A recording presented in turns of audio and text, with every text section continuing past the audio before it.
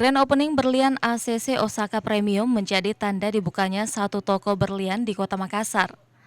Menggandeng artis ternama seperti Rosa dan Krisdayanti sebagai bintang iklan, diyakini penjualan berlian dapat diminati masyarakat.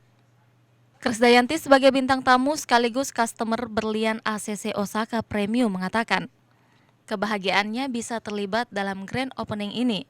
Terlebih dirinya meyakini Makassar mampu menjadi pasar dengan penjualan tertinggi di Indonesia bagian timur.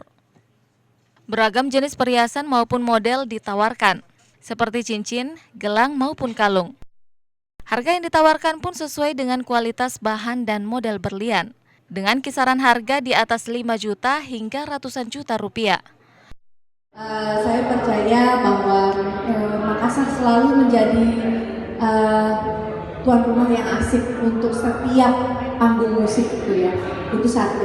Dan dilihat dari antusias dari mulai landing pesawat, semua antusiasnya itu kalau datang ke Makassar, semua artis yang datang ke Jakarta itu happening, crowd-nya itu pasti nyebutnya Makassar. Melalui outlet berlian ini diyakini mampu meningkatkan pertumbuhan ekonomi Makassar. Hal ini berdasarkan masyarakat Makassar sudah bisa mendapatkan berlian langsung di Makassar tanpa harus keluar daerah. Musdalifah Lestari Rauf, Fajar TV dan Fajar Radio melaporkan.